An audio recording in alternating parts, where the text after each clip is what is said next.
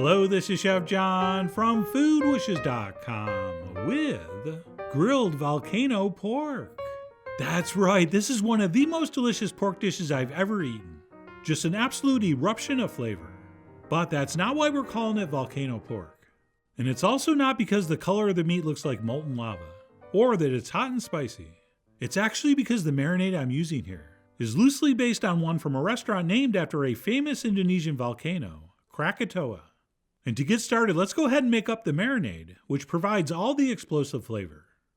And what we'll be using is some freshly squeezed lime juice, some shallot, which sort of looks like a red onion, and you can use that instead. But all the stores sell this near the garlic, so go get some shallot. We will also do some red Fresno chilies, plus one serrano that I only partially seeded, but any combination of hot and or sweet peppers will work.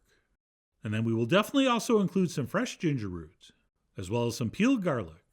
And then last but not least, some lemongrass, which would be the only thing you might have to look around for, but I find that all the big grocery stores usually carry it. And in case you're not sure how to prep this, what we'll do is cut it in half and just use the bottom half. And after trimming off the bottom and peeling off the tougher outer leaves, we will simply slice that tender inside part across like this. And that's really all there is to it. And by the way, even this inside part is extremely fibrous and tough, which is why we definitely want to cut it up nice and small before it goes in the blender. So we will go ahead and toss that into our blender with the rest of our aromatic vegetation. And then as far as spices and seasonings go, we will toss in a spoon of turmeric, which by the way apparently prevents every disease. We'll also do some freshly ground black pepper, some ground cumin, and of course a few shakes of cayenne. Can you hear me smiling? And then to balance all these intense flavors, we will add some brown sugar, which I believe is supposed to be palm sugar, but brown works fine. And then we'll go ahead and add our freshly squeezed lime juice, as well as a little bit of soy sauce, and then more than a little bit of Asian fish sauce.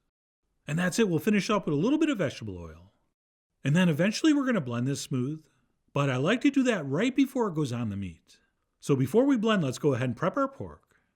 And what we have here is about a 2.5 pound boneless pork loin roast, which has almost but not quite all the fat trimmed off. And all we're going to do here is take a sharp knife and cut this into pieces about a 1/2 inch thick. Or maybe a little thicker, maybe like 5/8.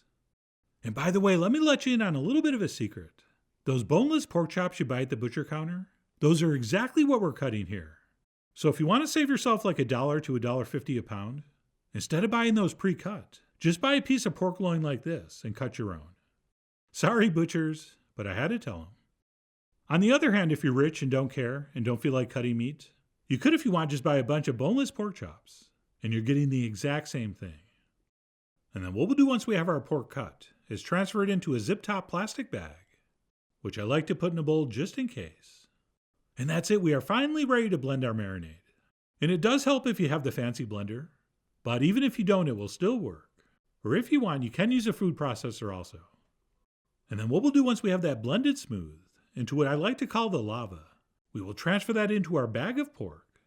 But before we seal it up, we're going to want to massage that very thoroughly to make sure every part of every piece is coated with that goodness. And if you wanted to be really safe, you could do this in a bowl with some tongs so that you can actually see everyone is being coated thoroughly. All right, that's up to you. I mean, you are, after all, the captain cook of getting your marinade into every nook. But for me, this works fine, and then I don't have to wash a bowl. And then once that's set, we will seal the bag and then carry that away to the fridge, where we will let it marinate overnight or up to 24 hours. And that's all there is to it. The next day we can pull it out and start grilling.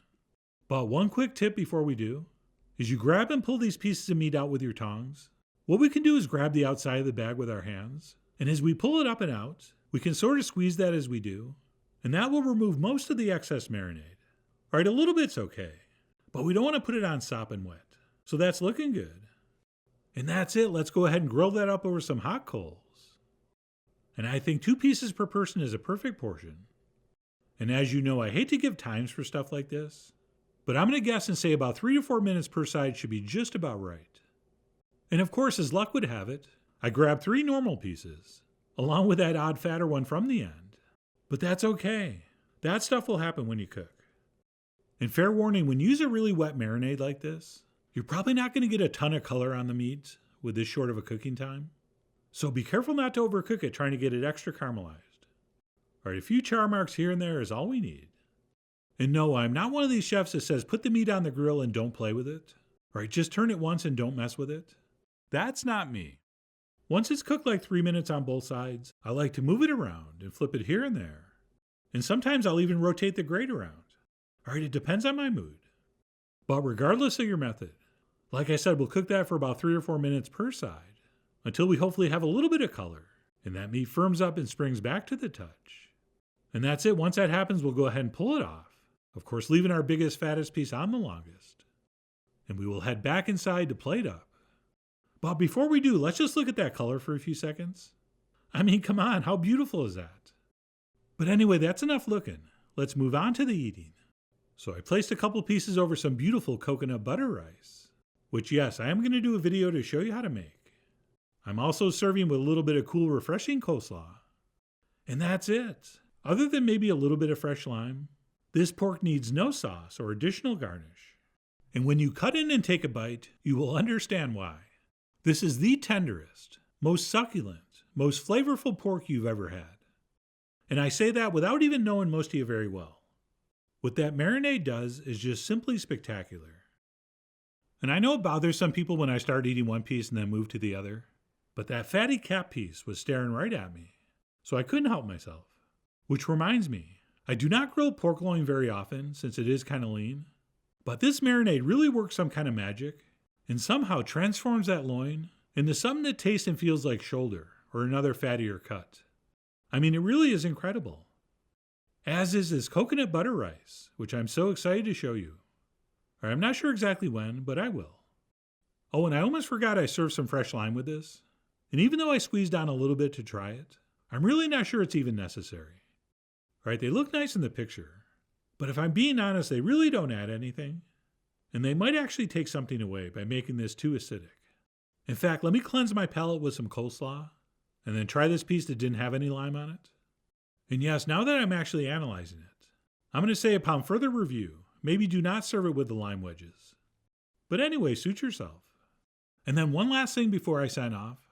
I actually grilled the rest of the pork pieces and then put them away, and then reheated them the next day in a frying pan.